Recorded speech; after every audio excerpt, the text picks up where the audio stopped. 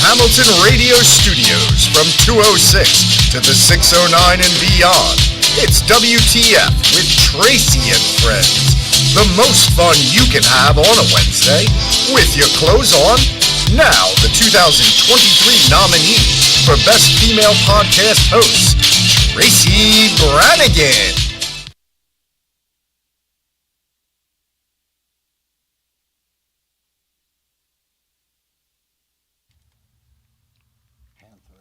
Jason?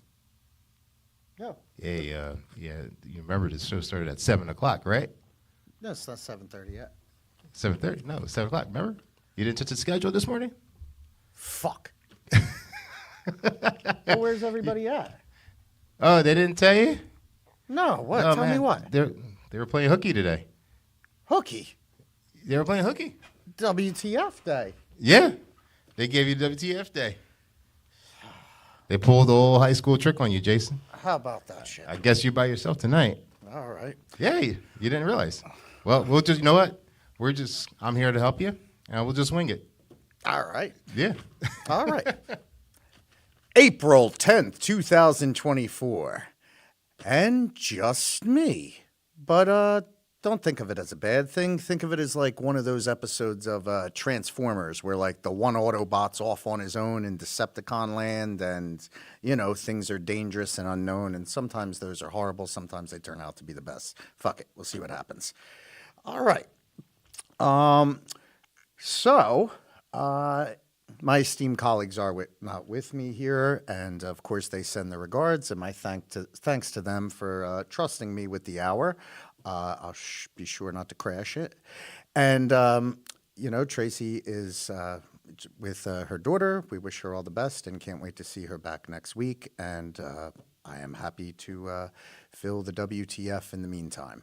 And I'll start off with, instead of my WTF, just a brief... I'd like to send some thanks to the way of the folks that tune in and watch us every week consistently. We greatly appreciate you, and we hope we make your Wednesday just a little bit better because we know you watching and getting back to us makes ours that much better as well. And we greatly appreciate you. And I'd like to just single out those weekly watchers that give me feedback week in and week out. To Antoinette and Mitch in Norfolk, Virginia, thank you so very much. To Mommy-san, Karen, and Steve in Hazleton, Pennsylvania, much appreciated. And to my good friend Fishman and his wonderful wife, Michelle, thank you for the notes. We appreciate that you enjoy the show as well. And of course, my own personal fact checker, my Michelle, thank you so very much. Love you dearly. And let's get into the week that was, right? So we had a little earthquake here in the tri-state on Friday. And 4.8, that makes it an earthquake in spite of those folks, what those folks on the West Coast had to say about us, right? They were having a good old time on Twitter, having a lot of ha-has. 4.8 isn't an earthquake, this and that. And I think it was very smug and very understanding of how we never are accustomed to something like this. So enjoy your shitty pizza out there, cacksuckers. And then we also had the eclipse. Oh, the eclipse. Some people so happy about the eclipse. Some people so sick of the eclipse. We got a bit of an eclipse hangover going on this week. I interviewed a gentleman who went to see the eclipse in Vermont, drove out there, and I saw this on the news this morning as well. Folks that went out to see the eclipse, 2-hour drive turns into a 10-hour drive, everything bottlenecks on the way back. 10 to 12 hours to get back. When you do these bucket list type things, you got to have a planned medium stop off. Case in point, a few years ago, Michelle and I went to Puxatony for the groundhog weather capital of the world. We didn't drive straight back to New Jersey. You have to have a medium stop off point. We stopped, visited our mothers. We could have stopped at Jim Thorpe, Pennsylvania. I mean, it's on the other end of Pennsylvania. I'm not driving straight through all the way back. And that wasn't even in this insane traffic that these folks had to deal with. Supposedly, people are trying to drive across mediums, all kinds of crazy maneuvers. And then there's also the eclipse hangover aspect of folks who are just plain out sick of hearing about the eclipse. I joked with it on my friends on Facebook about, he started a pitchfork and lit torch mob sick of the eclipse, and some of the comments were tremendous. One of the guys responded, "People need to shut up and just go to work and get a life." And that's one way of looking at it. Sometimes when people make too big a deal about anything, it makes others disgruntled. It's just ebbs and flows. This is the reason. It could be anything. Case in point, Taylor Swift. These people love her. Everybody else sick of hearing about her. No happy medium. But the eclipse hangover is a real thing. The people that went and experienced it, they're hurting. The people that are sick of hearing about it are still hearing about it because now they got to come back and tell you about their eclipse experience. So I'm somewhere down the middle of it. I don't get mad at the sky on a Monday. I have other things to be mad at. Which brings me to my WTF moment of the week. People on Zoom calls and people in Teams meetings, you got a mute button. If someone comes up to you and approaches you, there's not an invisible force field over your brain. You hit the mute, you address the person that you brought over there, and you just continue. What is this? You think you're the president of the planet Earth because you're on a Zoom call? Hit the mute. There's other people. They'll talk. They'll say stuff. That's my WTF. And the public WTF, again, just the smugness of the West Coasters, just thinking that, oh, it's not an earthquake. It is an earthquake if they call it that. So that's my public one. But all in all, a lovely week. I got to experience for the first time the Trenton Punk Rock Flea Market. And I'd like to send a special shout out to Dennis, his wife Robin, and daughter Mia, who came from New York to get their copy of Time the Avenger signed, as well as my good friend Asim, who came down from Sparta, New Jersey, to get his signed copies of Starry Nightmares and Time the Avenger. Much appreciated. You guys being there made it all that much better, and got to meet a lot of wonderful people at the event. Father Evil gave me an evil blessing, which was unique and appreciated. And we got some wonderful artwork from David Dick, who was our neighbor, and Ken was also the other gentleman that we got some beautiful prints from. And special shout out to Pam and her girlfriend, who gave Michelle this Bugs Bunny pin to complete my collection. Much appreciated. Great time at the Trenton Punk Rock Flea Market, and that was this past Sunday. Coming up this Saturday, May 4th, in Asbury Park, New Jersey, I will be there for the New Jersey Devil Fable Festival. That's from 12 noon to 6 p.m., but the event goes on all weekend long. They have a New Jersey Devil Film Festival going on, amongst other items as well. And Memorial Day weekend, I'm looking forward to being in Flemington doing a signing for the 19th annual Summer Book Fest on Sunday, May 26th. For the largest Memorial Day weekend bookish event on the entire East Coast. So those are some events that we have coming up, and I'm really looking forward to those. Again, always great to make connections, to meet people, to engage, and in spite of competing with one of the most exciting WrestleManias ever in Philadelphia this past Sunday, it was a two-night WrestleMania event and was witnessed by only nearly 100,000 people in the Lincoln Financial. And I only got to see the highlights of this, but what a show they put on there. You could just see from the highlights the electricity in the crowd, the performers, the way, they brought out all the stops for this. You had The Undertaker, you had The Rock, you have Corey Rhodes, son of Dusty Rhodes, the American Dream to the American Nightmare. This was an electric environment, and the people that went there, they got a hell of a show. I know, being at the New Jersey Cure Arena, just seeing a house show, how tremendous these performers from the WWE are. When they put on a show, they put on a real show. And this WrestleMania, it was definitely one from the books. Just to think, in 1985, May of 85 is when they have the first WrestleMania. and Hogan and Mr. T wrestled Paul Orndorff and I believe Piper. And the third man in was Cowboy Bob Orton. And then you have his next generation son, Randy Orton, wrestling the Rattlesnake in this WrestleMania 40. It's tradition, it's continued, and it was pretty epic. And that was some event there. And shout out to my friend Peter D., who took a picture. He said it was like meeting Babe Ruth, picture with Hulk Hogan. And I don't think he's too far off to say that Hulk Hogan is the Babe Ruth of wrestling. My good buddy Asim said he had been in competitions all over the world, Greece, everywhere. And he said, people say that Muhammad Ali is the most recognized athlete throughout the world. Bullshit.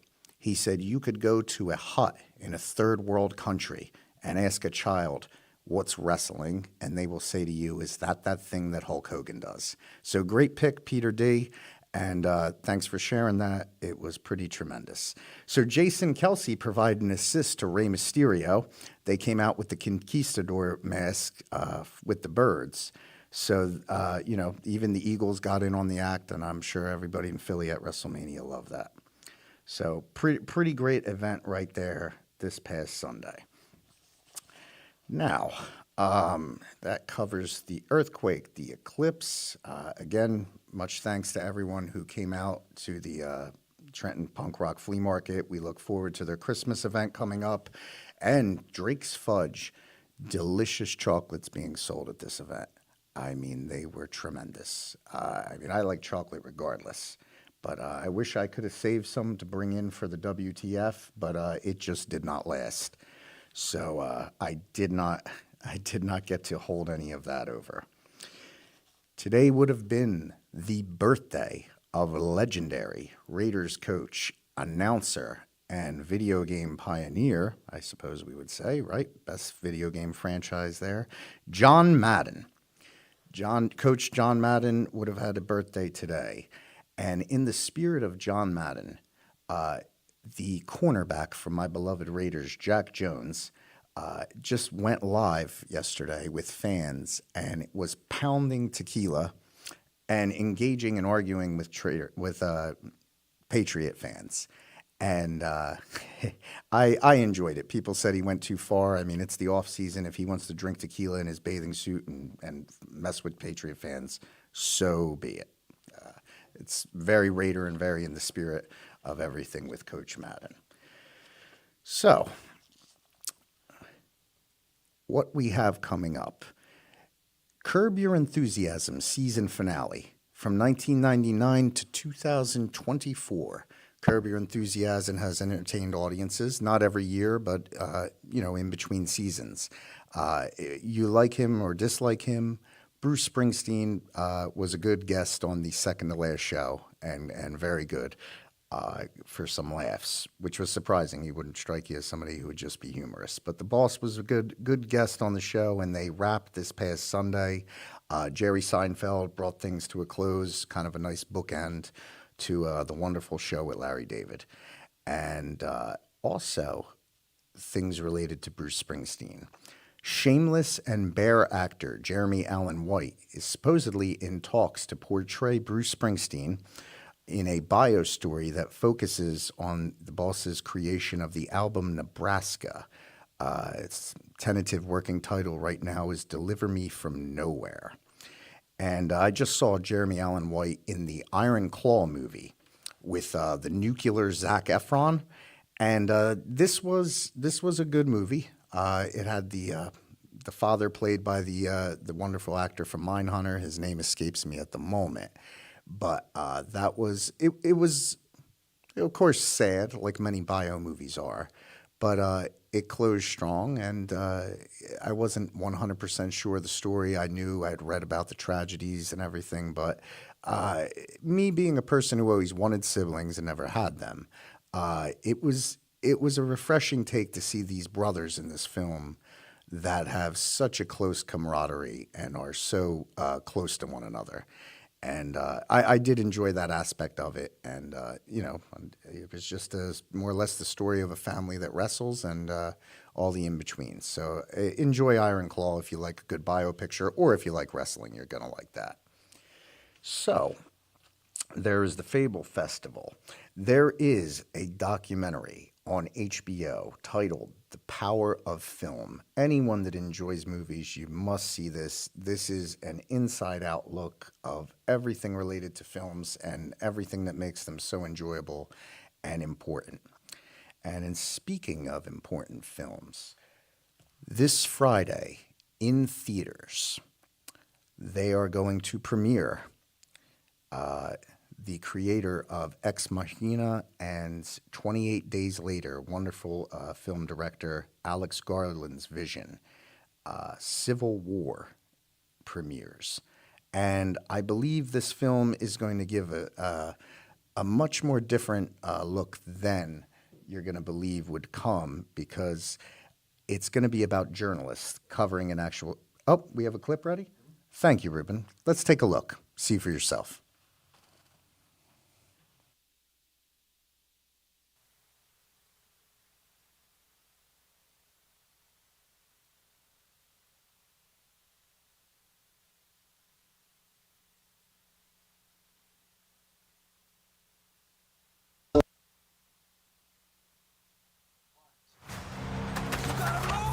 And the Western forces of Texas and California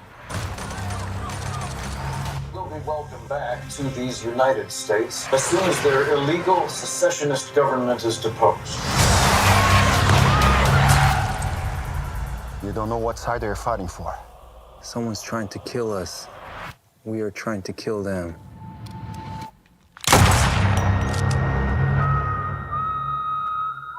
People of the Florida Alliance.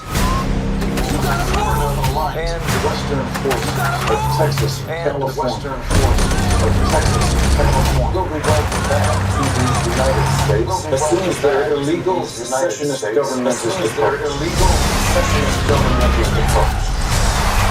You don't know what side they're fighting for. Someone's You don't trying know to what kill side they're us. fighting for. We are trying to Someone's kill trying to them. kill us. We are trying to kill them.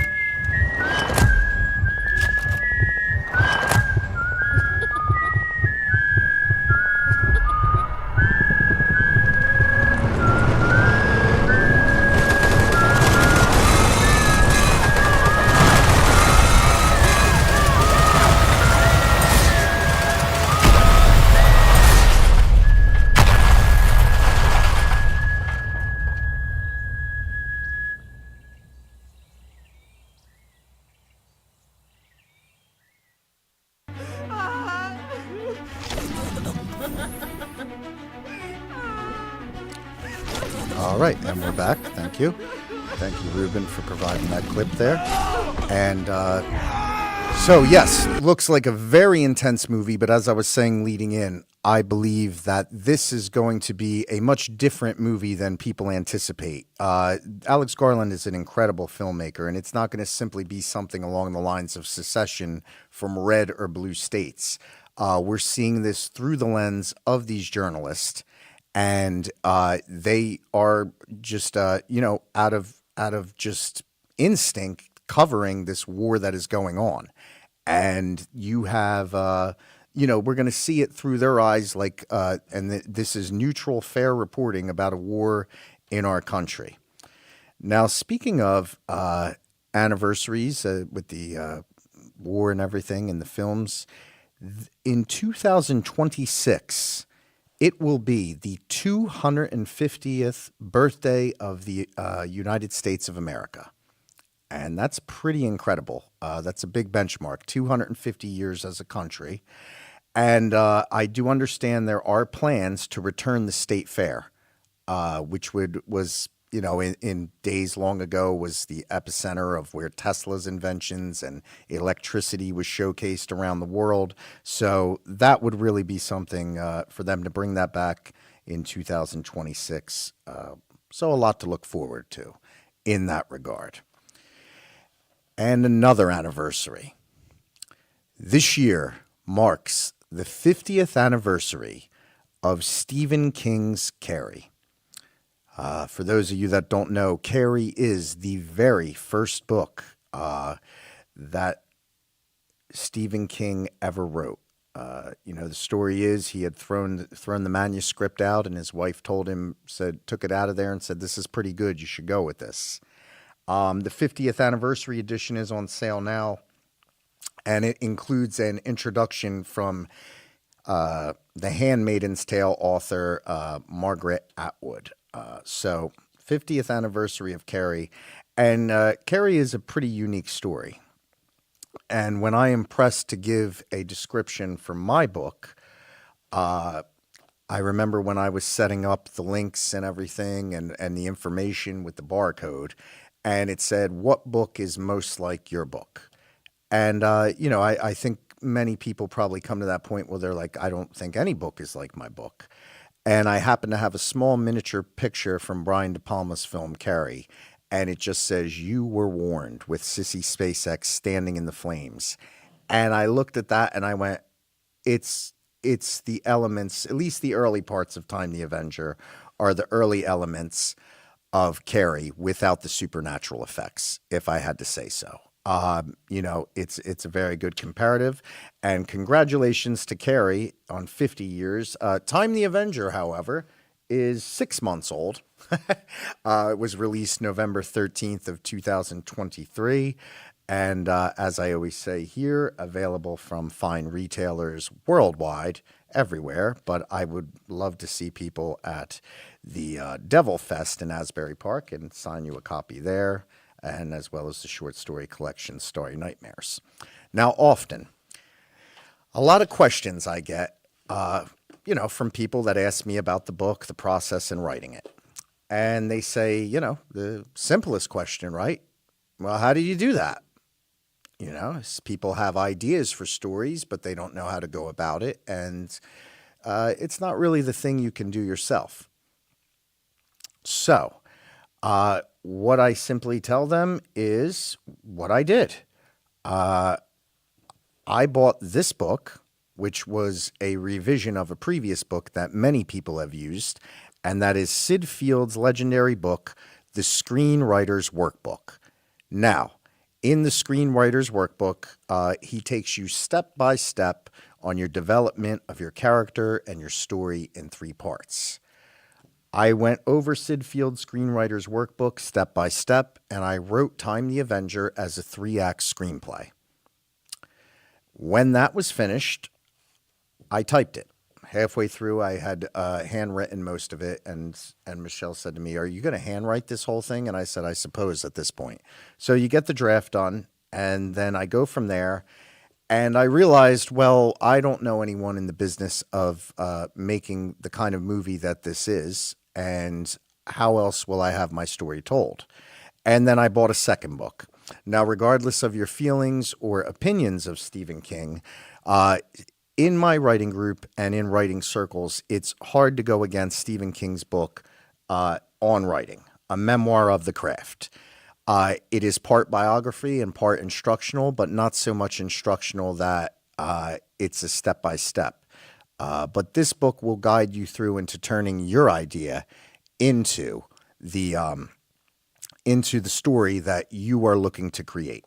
So, started off Screenwriter's Workbook, wrote Time the Avenger as a screenplay, went through the exercises in Stephen King's on writing, and used that and wrote a rough draft of a novel. But you cannot go from there with just an idea and just your first draft. You're going to need some kind of support in some kind of form. And I remember the day distinctly. I was at the wonderful Eat Good Bakery and getting some treats like I normally do when I live down the road. And I picked up the Hamilton newspaper, and in there was a yellow highlighted ad. It said, "Looking to write, join us at the Hamilton Library." And I'd say I went to perhaps at least a year's worth of consecutive writer sessions. The wonderful writing group moderated by my writing mentor, one of many, Rod Richards. And he gave me that initial edit which he generously provided me a line and copy edit, which means he edits my bad punctuation and also gives you the line edit to let you know what doesn't make sense. And from there, it was a question of tightening things up, getting a second draft, and you can feasibly write your own book for no money. You could go on Amazon, upload it to KDP, and make the book available online. In my personal experience, when I got to that point, I had put so much into the writing of the story, I wanted to do it as well as I could. And that's for the third edit, and when I hired Palmetto Publishing to perform the professional edit, the manuscript, the press kits, the whole 9 yards. And, it was just that I had put that much into it at that time that I wanted to go through it. And after that, it's a question of what your budget is, what you can do, and where you can go from there. So I wasn't going to release a book during COVID. The book was ready. It was just seemed everything was thrown off around that time. And in that meantime, I put together the short stories that I had been writing. Every one of those short stories has went through that writing group. I met some people this weekend at Trenton Punk Rock Flea Market, and we, one of them actually told me he writes sci-fi fantasy, and he just doesn't know where to go with his work. Your local library will have a writer's group, or at least the next town will, that will get you to the point that you will know where to go next. It's confusing. It can be quite costly. There are many predatory people in the publishing business who will offer you the sun, moon, and stars for $50 to just give you a half of a star. So there's that as well. But that is the question I get the most. How do you do that, and how did it come to be? And that was how I went about that. Another book, which is a book that's praised by King in this, is The Elements of Style. And in The Elements of Style, he talks about Professor Strunk omitting needless words, getting to the point of things, and of course, keeping the good punctuation, which is always necessary from one person to understand to another. So that is Time the Avenger. And I honestly can say that in modern stories, of course I'm biased, it's my book, but there is not more friction, more high dramatic value, more, just gripping. You're gonna go through this book if you're a reader or even if you're not. I wrote it like a movie. It reads like a movie. I believe the editor from Palmetto actually says that. Ultimately, the novel perfectly balances intimate scenes of domesticity, friendship, and social friction with almost cinematic action sequences brimming with sensual intensity. That is true. I'm not going to over-describe things. I want to let you get the picture of what this is to you. And I've hopefully laid it out well enough that you can understand what that is. So, 6 months of Time the Avenger, 50 years of Carrie, the only book I can really compare Time the Avenger to. It is a revenge story, and I always say it was written in the spirit of the Count of Monte Cristo, because I was reading Sir Alex Dumas's Count of Monte Cristo at the same time when I was writing Time the Avenger. So definitely a wonderful experience, and for those of you that did enjoy it, I am looking forward to replicate it or add to it in a story, Hunt the Avenger. There was more of a story to tell that I did not know. So I thank Big Avenger for helping me out today behind me and joining me here for WTF. Now, I am so sorry for those that are with the live chat. I seem to have powered down. I'm going to go back on here and see what's happening. Oh, there's my fact check. Pat, Violent Vision is the artwork that we purchased this week with wonderful pictures from Nancy from The Craft and Pinhead from Hellraiser, as well as Hannibal and Michael Keaton's Beetlejuice. So you could check them out on Instagram at Violent Visions. So what else is there? Night Swim. Watched Night Swim this week. If you like scary horror, I'd stay away from this one. Kurt Russell's son plays a injured Major League Baseball player. Used to play for the Brewers, moves into a house, and what you thought was a general haunt movie in Night Swim, tremendous trailer. If you've seen the trailer for Night Swim, it looks terrifying. The girl and her boyfriend playing Marco Polo out there, but did not live up to expectation for me. Night Swim is streaming on Hulu. I did get a chance to see American Fiction with Jeffrey Wright, and this movie was a blast.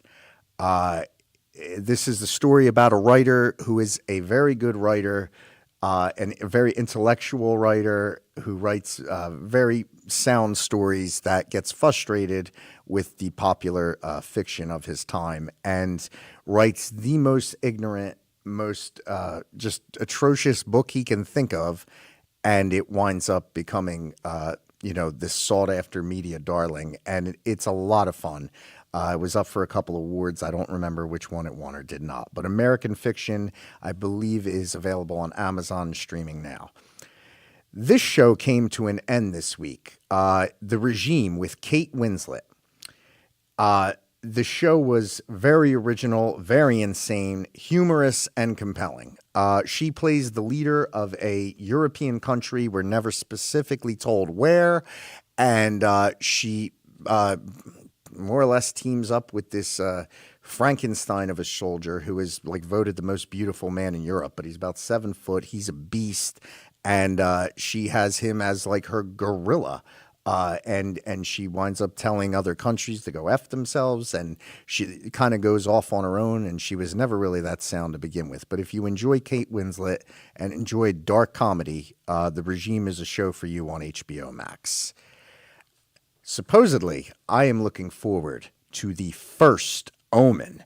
The First Omen, I have it on good authority that it is a good, slow-burn horror companion to the original Omen.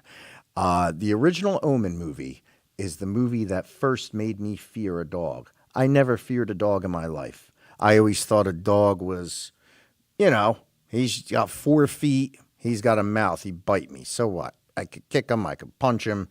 When I saw those dogs run down Gregory Peck in the original Omen, okay, and leap off their hind legs, Gregory Peck's like over 6 foot. They threw him to the ground like it was nothing. The Omen. And now we have The First Omen. So I am really looking forward to checking that out. I believe that is also in theaters right now. The Walking Dead spinoff, Those Who Live, concluded. And I truly enjoyed this. I thought it answered a lot of questions that were left unanswered by the end of The Walking Dead. That is on AMC Plus, and you could stream that as well. Another program that folks are really enjoying, that's if you could deal with the subtitles, Shogun. Shogun on FX, and I believe also on Hulu, is a phenomenal show. Just really takes its time to set itself up. It's not rushed. Great story going on. You're into it. You get to really see that ancient culture in Japan, which was so unique. And, there are things that are funny about it and things that are beautiful. In one particular scene, they take the Englishman, and the doctor says that he is stressed, that he doesn't need a doctor, he needs a woman. And the translator says, "Would you like me to get you someone to pillow with you?" Which is even how, in their language, so kindly put, pillow means to sleep with him. And, he calls the doctor a pimp. But a lot of action, a lot of adventure, a lot of stuff on the high seas, and a really good show, Shogun, which I believe is wrapping up this week. One other item earlier, when we were talking about the eclipse. Now, Ruben, I don't know if you could pull up a clip of this, but in Arlington, Texas, during the eclipse, supposedly there was a visible UFO that went through the clouds at I believe right before the eclipse, and people are bugging out. You can hear them on the ground in the audio. It would be a very brief clip, Ruben. It would just be, it is, but when you see this thing go through the clouds, I know it's like, is it confirmed, so on and so forth. But I mean, when you see this thing, it looks like a sea monster that went through that clouds, not like your typical alien spaceship. And I think that was it up top there. I believe that was the one. And we'll see if we could get a look at that. He'll let me know. But yes, so this was a most unique. There it is. Did we got it there? Okay, Ruben's going to have that for us in a moment. And again, this was a very eerie thing. And, I live by Army bases. I've been driving to work. I've been seeing helicopters. We have fighter planes flying low overnight. Now, supposedly the reason is that they're because of the earthquake that we had on Friday. And we just don't know. It's just kind of like we've been living there some time and we haven't had the fighter jets. We don't want to alarm anyone. And of course, this is just a video from the internet, but it hasn't been discluded by the Twitter fact checkers yet or the X fact checkers. And it's pretty freaking wild.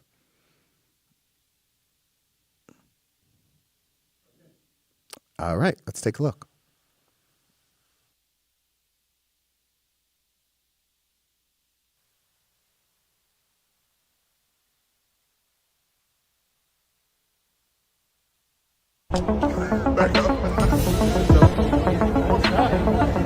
What is that?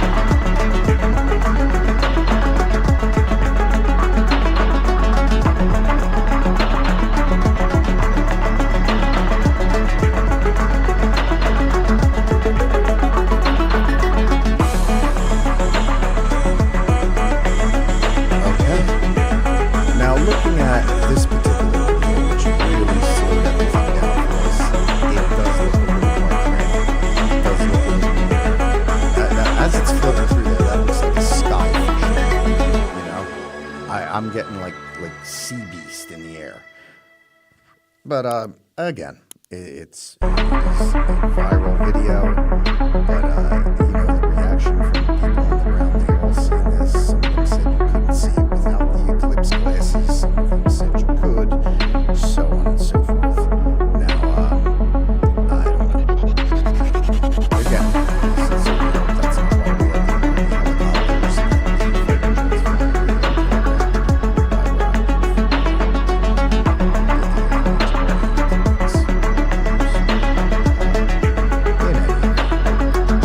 Born on this day, April 10th, in 1992, Star Wars' Daisy Ridley Happy birthday, Daisy. In 1988, Haley Joel Osment of The Sixth Sense was born. You know, I see dead people. Don't we all now? And singer Mandy Moore, actor from Boardwalk Empire, and film producer Michael Pitt. Sons of Anarchy, one of my favorite good bad guys. Jax Teller actor Charlie Human. Vibrant Thing, Q-Tip. Buffalo Bills special teamer extraordinaire Steve Tasker. Happy birthday, Tasker. Kenneth Babyface Edmonds for the cool of you in his birthday. Oh, and here's 72 years old, Steven Seagal. 72 years of Steven Seagal, Ruben, yeah. Now, people that grew up in our time period, right? We had Arnold, we had Sly, we had Van Damme, and then we had Seagal, who was kind of a wild card in there, okay? But we don't have nobody like that anymore. We got wrestlers that act, and you know, some of them are great and this and that. But this was unique, and there was great competition amongst all of them. And, you know, usually you had people that liked one guy or the other. Now, the crazy thing is, now I believe they made Expendables 4, and Sylvester Stallone has a phenomenal documentary on Netflix. If you have not seen it, I guarantee you watch this and your only complaint will be that it was not long enough. It is a very good. You've seen it, Ruben? No, I've seen all the Expendables except for that one, number 4. I was agreeing with you.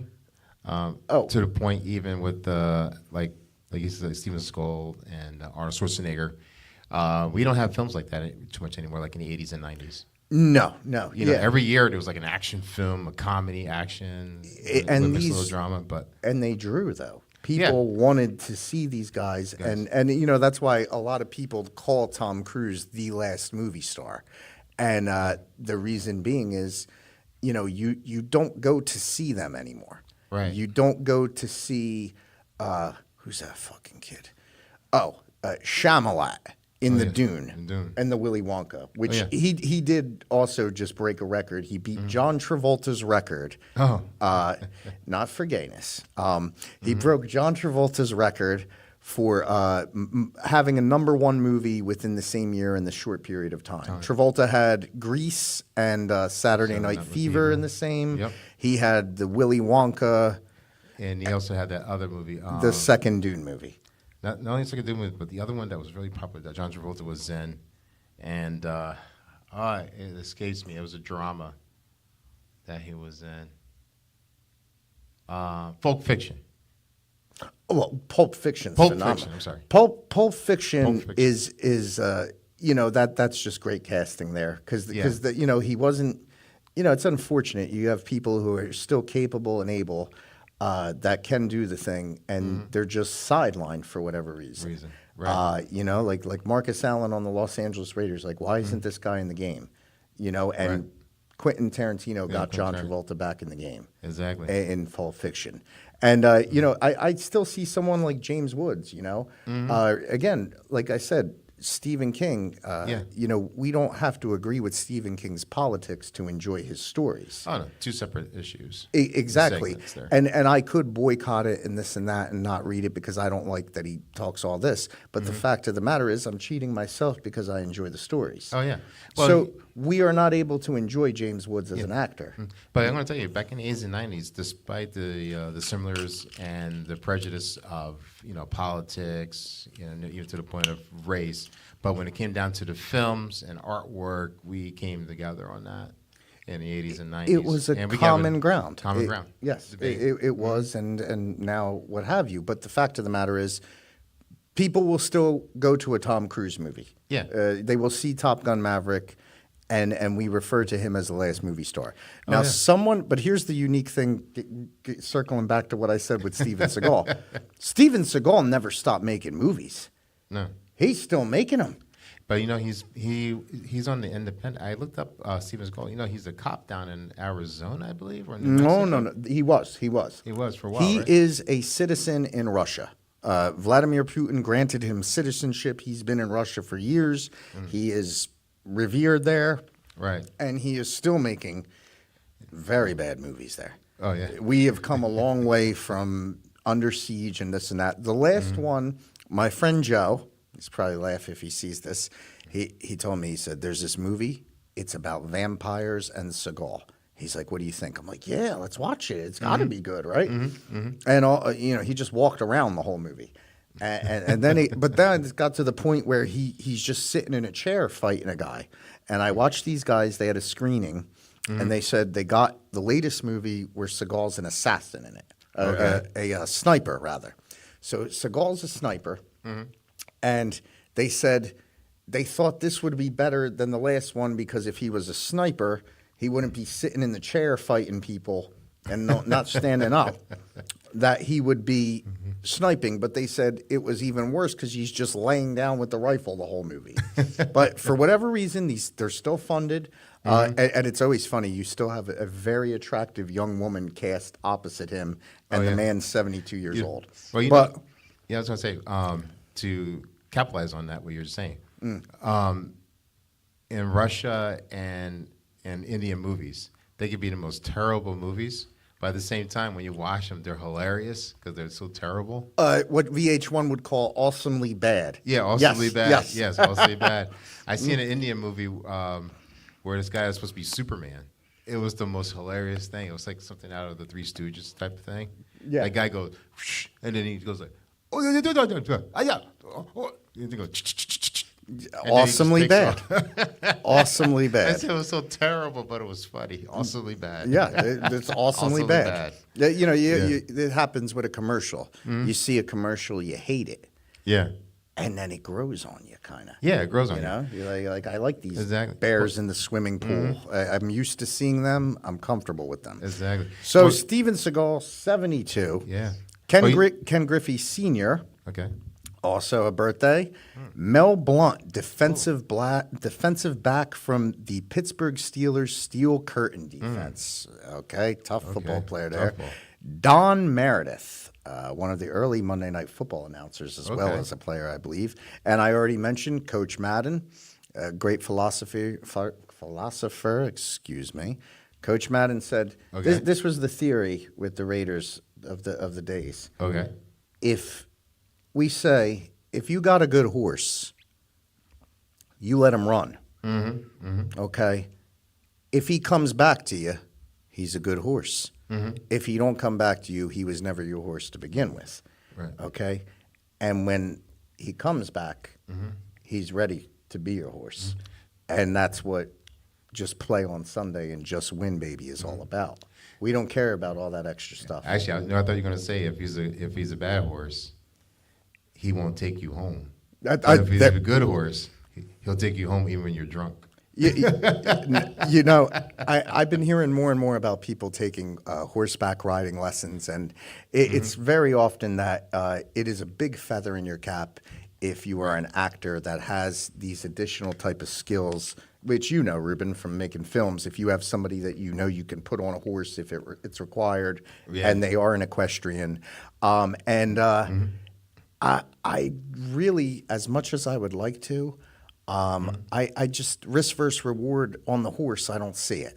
Yeah. I don't see as great as it would be and everything. I just it is a wild animal. It is a wild animal, but also too, I would say like this: all animals. You can almost compare horses to dogs.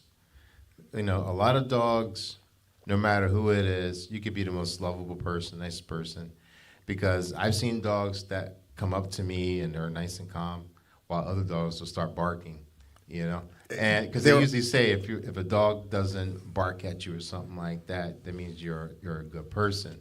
But in some cases that's true, in some cases not, because look at Chihuahuas. Chihuahuas are like a one domain Usually animal. Usually, right? Yeah. Normally, yeah.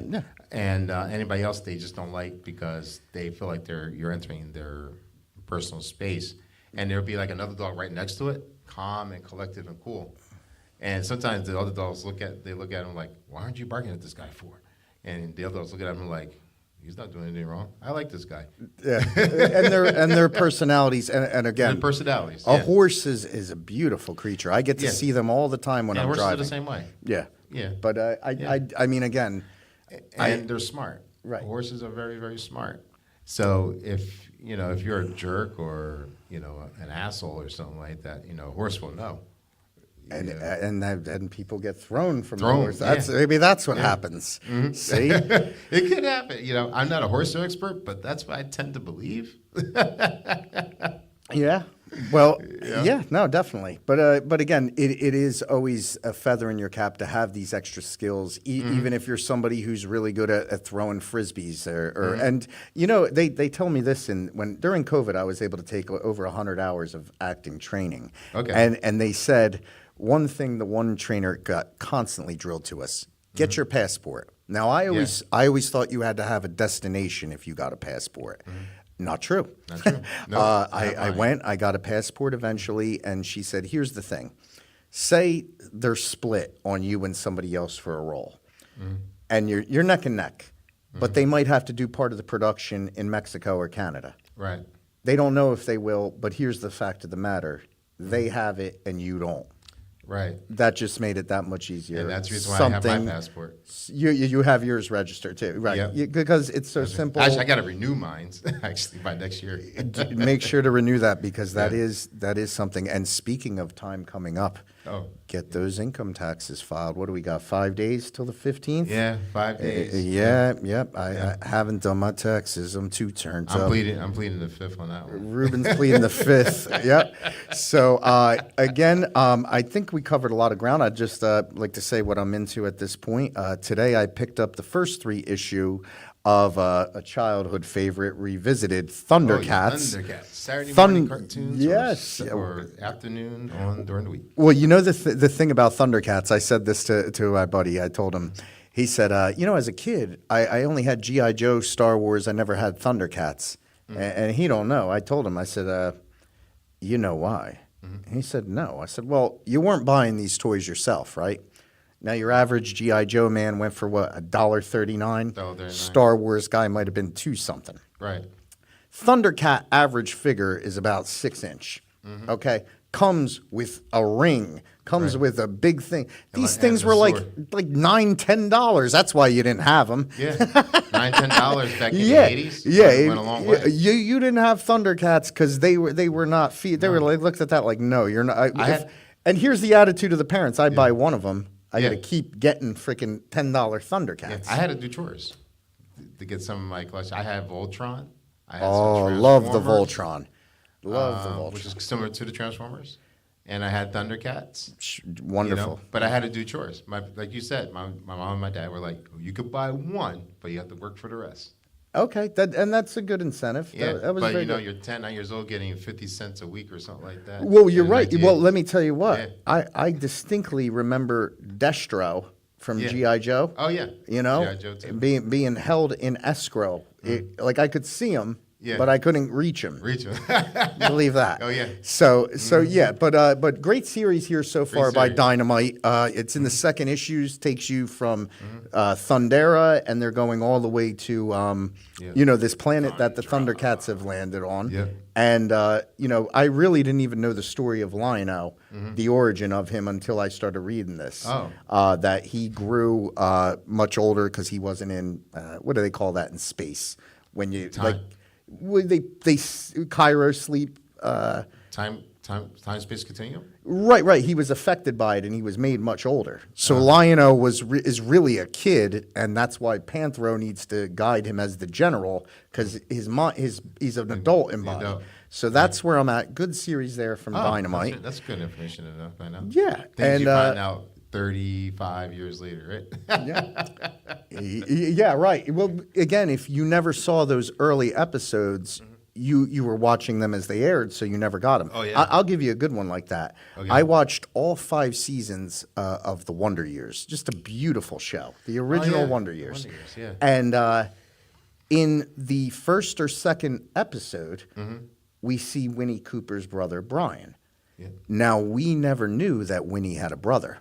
Right. So, Yeah. in the second episode, we find out that Winnie's brother went off to Vietnam and never came back, which explains a lot of her her demeanor. She's kind of laid back, but also very untrusting, and that cues in so much more that I never knew when I was watching that show when it aired. But just a wonderful series. I believe they're all on Hulu. I streamed them over the course of a couple months. So we are, of course, in the spirit of my esteemed colleagues, we're going to ixnay what the flavor this week, because you're not going to care what I think about tasting one thing. It's all about it is. It's all a group effort, and I just I appreciate them. I hope I haven't mucked up the episode too much, and I greatly appreciate all of you, as I know my colleagues do, that tune into us every week. I hope we make your Wednesday just a little bit better, because you definitely make ours from watching and enjoying. So yes, those of you that haven't subscribed, please subscribe and come back. And those of you that haven't liked the channel but watch it, take a moment and like the channel. And while we're on the topic, those of you that have told me you have enjoyed Time the Avenger, write a review, please. Take a moment, write a review. I don't care if it's 2 sentences. Tell me what you thought of the book. Most of you have texted or emailed it to me. So, in conclusion, thank you so very much. Those that haven't read Time the Avenger, get this book and leave a review, or the next one I write might be about you. Super producer Ruben Rodriguez will take us out. Much thanks, much love to all of you from WTF, from Tracy and friends, and good night.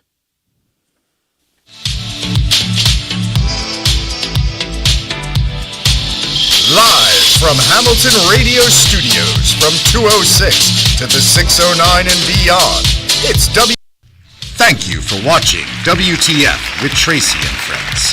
WTF with Tracy and Friends is brought to you courtesy of Hamilton Radio. Please remember to like, share, and subscribe, and tune back in next Wednesday with another episode of WTF with Tracy and Friends. The most fun you can have on a Wednesday with your clothes on